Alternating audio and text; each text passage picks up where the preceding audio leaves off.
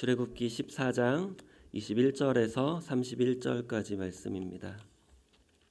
모세가 바다 위로 손을 내밀매 야훼께서 큰 동풍이 밤새도록 바닷물을 물러가게 하시니 물이 갈라져 바다가 마른 땅이 된지라.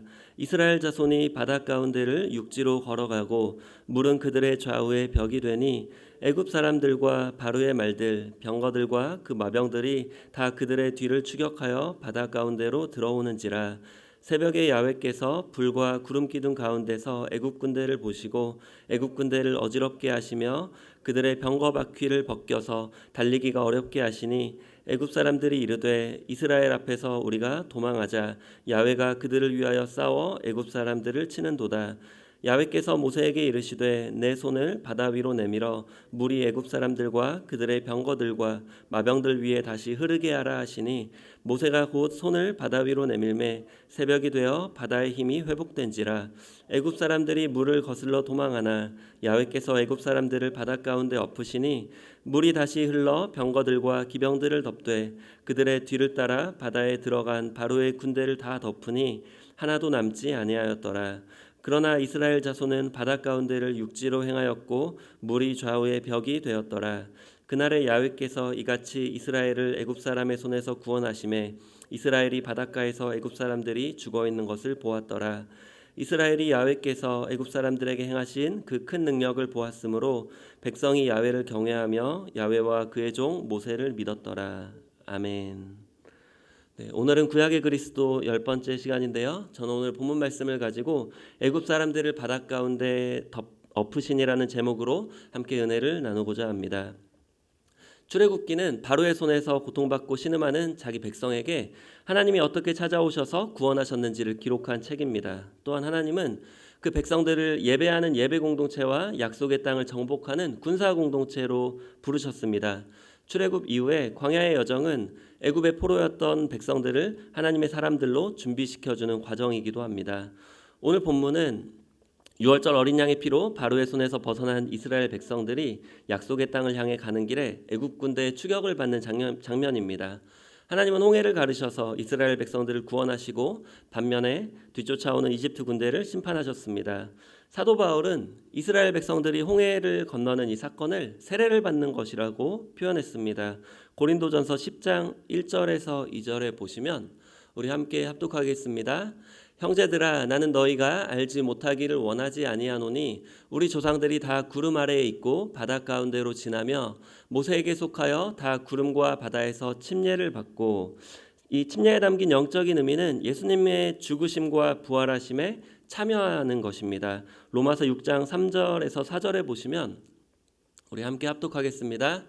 무릇 그리스도 예수와 합하여 침례를 받은 우리는 그의 죽으심과 합하여 세례를 받은 줄을 알지 못하느냐. 그러므로 우리가 그의 죽으심과 합하여 침례를 받음으로 그와 함께 장사되었나니 이는 아버지의 영광으로 말미암아 그리스도를 죽은 자 가운데서 살리심과 같이 우리로 또한 새 생명 가운데서 행하게 하려 함이라. 아멘. 여기서 세례의 궁극적인 목적은 새 생명 가운데서 행하게 하는 것이라고 말씀하고 있습니다. 바로 그리스도 안에서 옛사람을 벗어버리고 새 사람을 입는 것입니다. 전혀 다른 사람이 되는 것입니다. 마찬가지로 이스라엘 백성들이 홍해를 건너는 오늘 본문의 사건도 예전에는 애굽의 노예였지만 이제는 하나님을 예배하는 예배자와 또 그 약속의 땅을 정복하는 군사로서 전혀 다른 사람으로 살아가게 하시기 위해서 하나님께서 이 백성들로 하여금 홍해를 건너가게 하신 것입니다. 사실 이집트에서 가나안으로 가는 가장 빠른 길은 지중해 해안을 따라서 올라가는 길입니다. 빠르게는 일주일, 아무리 늦어도 2주일 안에는 갈 수 있습니다. 그런데 하나님은 그 길로 따라 올라가면 블레셋 군대를 만나기 때문에 이 백성들이 두려움에 떨어서 다시 애굽으로 돌아갈까 봐 그 길로 가지 않게 하셨다고 말씀합니다. 그래서 이스라엘 백성들은 이 구름기둥과 불기둥의 인도를 따라서 이제 광야로 향해 나아갑니다. 광야를 따라 돌아서 가나안 땅으로 가는 길은 돌아가는 길이고 좀 더 오래 걸리는 길이지만 블레셋 군대는 피할 수 있는 길입니다. 그런데 오늘 본문에 보면은 하나님이 돌이켜서 그 광야길로 바로 가게 하시지 않고 홍해를 끼고 돌아갈 수 있는 길을 다시 홍해 남쪽으로 가게 하심으로써 홍해를 건너야만 그 광야로 다시 갈 수 있는 그 길로 인도하셨습니다. 하나님은 그 이스라엘 백성들을 블레셋 군대를 피하게 하셨지만 사실 훨씬 더 강한 상대인 이집트 군대를 만나게 하셨다는 것입니다. 때로는 우리의 인생 가운데도 우리가 우리의 노력으로 어떻게든 해볼 수 있는 문제들, 그것들보다도 더 큰 문제를 하나님이 아니시면 해결할 수 없는 문제들 가운데 우리를 만나게 하시는 그런 하나님의 역사하시는 그런 손길들을 때로는 보게 됩니다. 오늘 본문은 그 홍해 바다를 앞에 두고 그 이스라엘 백성들을 새롭게 하시려는 그 하나님의 계획을 우리가 볼 수 있습니다. 특별히 우리는 코로나 바이러스라는 상황을 지금 지나가면서 한 번도 경험해 보지 못한 이 홍해를 앞에 두고 있습니다. 이 본문의 이스라엘 백성들처럼 하나님은 그 길들을, 그 문제를 피하게 하실 수도 있으셨지만 굳이 그 백성들에게 그 막힌 길을, 그 홍해바다로 막힌 길을 가게 하셨습니다. 마찬가지로 우리는 하나님 앞에 왜 이러한 길을 허락하셨는지, 이 문제를 허락하셨는지 원망할 때도 있지만 하나님은 그 문제를 통하여서 우리에게 행하실 일이 있으시다는 것입니다. 우리는 그 문제 해결 자체에만 급급해서 문제를 두고 기도하고 그 문제 해결에만 목적을 두는 것이 아니라 하나님이 왜 그 문제를 허락하셨는지, 우리로 하여금 그 문제를 통해서 어떠한 모습을 원하시는지, 또 어떠한 믿음으로 나아가게 하시는지를 깨닫게 하기를 원하십니다. 바라긴 오늘 본문을 통해서 이스라엘 백성들을 홍해로 굳이 인도하시고 건너가게 하셨던 하나님, 또 우리에게 지금 우리가 겪고 있는 그 어려움과 문제를 통해서 하나님이 어떠한 부분들을 깨닫게 하시고 어떠한 믿음으로 우리를 인도하시는지 깨닫게 되시는 저와 여러분이 되시길 소원합니다. 우리 세 가지로 함께 보기를 원하는데요. 첫 번째로 하나님께서 이스라엘 백성들을 홍해로 굳이 인도하셨던 이유는 이스라엘 백성들의 믿음을 위해서입니다. 하나님은 이스라엘 백성들을 극단적인 상황으로 몰고 가셨습니다. 블레셋 군대는 그래도 싸울 만한, 해볼 만한 상대였다면 이 이집트 군대는 절대 싸우면 안 되는, 싸우면 무조건 전 이스라엘 백성들이 말살될 정도로 강했던 그 군대였습니다. 그리고 하나님은 홍해 바다를 끼고 돌아가게 하신 것이 아니라 홍해 바다 남쪽으로 건너가게 하시면서 이 동쪽에는 홍해 바다, 또 북쪽에는 산, 남쪽에는 사막, 또 뒤에는 애굽 군대를 따라오게 하셨습니다. 사실 애굽 군대가 처음부터 이스라엘 군대를 추격했던 것은 아닙니다. 하지만 하나님께서 이스라엘 백성들을 그 홍해 바다 쪽으로 인도하시고 그 북쪽으로는 산과 남쪽으로는 사막, 이렇게 앞쪽이 막힌 곳으로 그 백성들이 갇혔을 때에 애굽 군대는 그때서야 이스라엘 백성들을 추격하기 시작합니다. 그 홍해 바다의 길이는 10km였고 깊이는 최대 15m였습니다.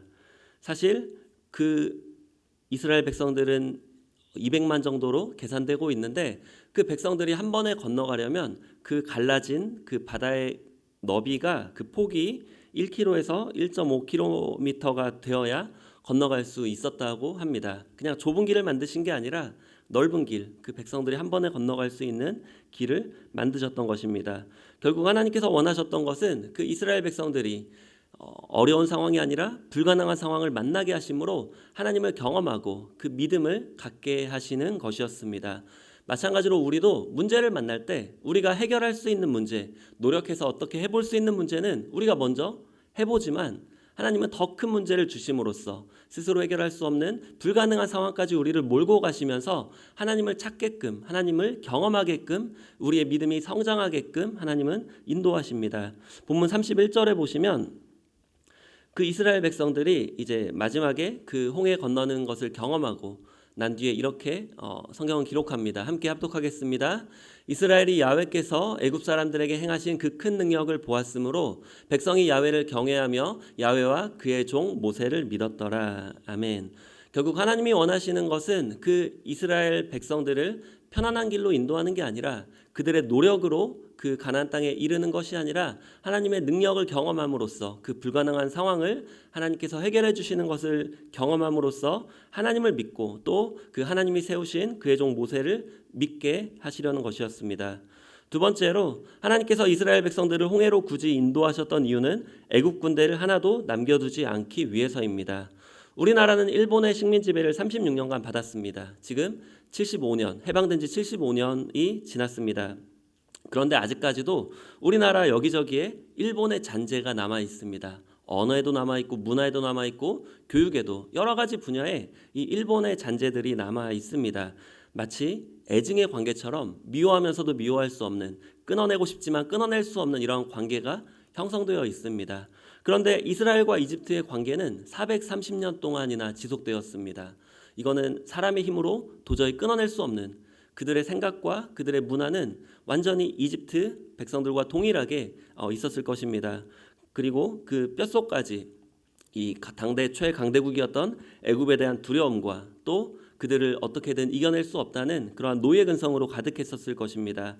하지만 하나님은 그 이집트를 그냥 그 유월절 어린 양의 피로 장자의 사건으로 그냥 회피하게만 하신 것이 아니라 그들 앞에서 그 군대를 철저하게 무너뜨리는 것을 보여주셨습니다. 우리 출애굽기 본문 14장 27절에서 28절 우리 함께 보겠습니다. 합독하겠습니다.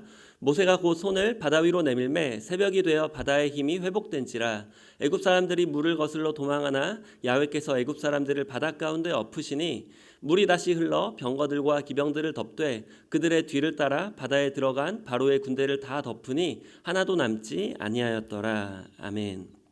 하나님은 그 이스라엘 백성들의 눈앞에서 그들의 마음 가운데 남아있는 두려움, 또 그들의 마음 가운데 남아있는 이 노예 근성을 철저하게 깨뜨리시기 위해서, 없애시기 위해서 그들의 눈앞에서 그 애굽 당대 최강의 군대를 그 바다로 덮으셔서 하나도 남지 않게 하셨습니다.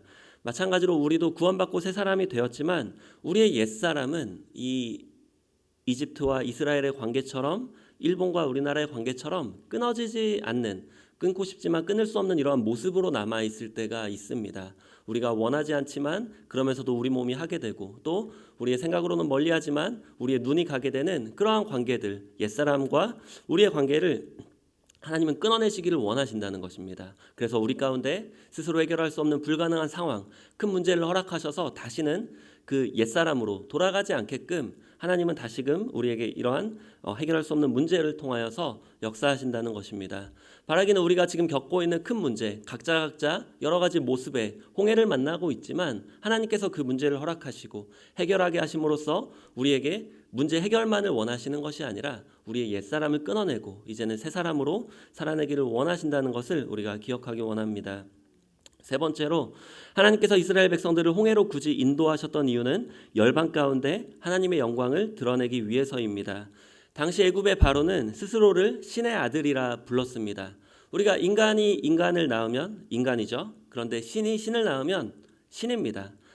바로는 자신을 신의 아들이라 불렀는데 그것은 자신이 신이다라고 외쳤던 것과도 동일합니다. 그 본문 17절에 보시면 하나님은 일부러 이 애굽 사람들 또 바로의 마음을 완악하게 하십니다. 본문 출애굽기 14장 17절에 보시면 우리 함께 합독하겠습니다. 내가 애굽 사람들의 마음을 완악하게 할 것인즉 그들이 그 뒤를 따라 들어갈 것이라. 내가 바로와 그의 모든 군대와 그의 병거와 마병으로 말미암아 영광을 얻으리니. 하나님은 그 애굽 사람들의 마음, 특별히 바로의 마음을 완악한 채로 놔두셨습니다. 그래서 궁지에 몰린 막다른 길로 가고 있는 이스라엘 백성들의 뒤를 쫓아오게 하심으로 그 큰 군대를 이끌고 이스라엘 백성들을 따라오게 하셨고 그 가운데 그들을 바다 가운데로 모두 다 따라가게 하시고 그 바다를 덮음으로 한 사람도 남기지 않고 멸망하게 하셨습니다. 이러한 사건들을 통해서 실제 멀리 있었던 이 여리고성의 기생이었던 라합은 하나님을 이제 미리 알고 있었습니다. 여호수아 2장 10절에서 11절에 보시면 이는 너희가 애굽에서 나올 때에 야훼께서 너희 앞에서 홍해물을 마르게 하신 일과 너희가 요단 저쪽에 있는 아모리 사람의 두 왕 시온과 옥에게 행한 일 곧 그들을 전멸시킨 일을 우리가 들었음이니라. 우리가 듣자 곧 마음이 녹았고 너희로 말미암아 사람이 정신을 잃었나니 너희의 하나님 야훼는 위로는 하늘에서도 아래로는 땅에서도 하나님이시니라. 아멘. 사실 하나님이 그 이스라엘 백성들과 함께 하셨던 것은 그 요셉을 마지막으로 430년이라는 공백기가 있습니다. 이스라엘 백성들도 하나님이 누구신지 잘 몰랐고 또 열방에 있는 사람들도 하나님이 누구신지 잘 몰랐습니다. 그렇지만 하나님은 그 애굽 땅에서 10가지 재앙을 일으키시고 또 그 홍해의 물을 마르게 하시고 그 군대를 철저하게 진멸시키심으로써 하나님의 이 영광을 곳곳에 드러나게 하십니다. 마찬가지로 우리가 광야라는 인생길을 걸어가다 보면 사방이 막혀서 진퇴양난에 빠질 때가 있습니다. 그때가 바로 하나님의 영광을 드러낼 때라는 것입니다. 우리의 문제 해결에만 급급할 것이 아니라 이 문제 해결을 통해서 하나님이 어떻게 영광을 받으실지, 또 하나님이 어떻게 우리의 이 간증을 사용하실지를 우리가 기억해야 한다는 것입니다. 많은 분들이 하나님이 해결해 주신 그 문제 자체를, 또 하나님이 주신 축복 자체를 간증하지만 그 가운데 역사하셨던 하나님, 그 가운데 드러나셨던 하나님의 영광을 간증하는 경우는 많이 보지 못했습니다. 바라기는 우리 성도님들, 함께 하셨던 하나님뿐만 아니라 그 드러난 하나님의 영광을 간증하시는 여러분이 되시길 예수님의 이름으로 축복합니다.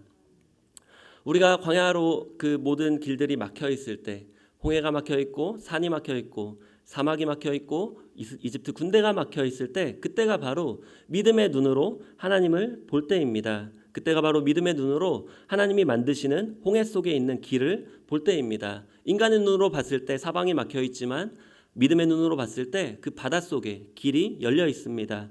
그 길은 가장 안전한 길이고 가장 넓은 길이고 생명으로 향하는 길입니다.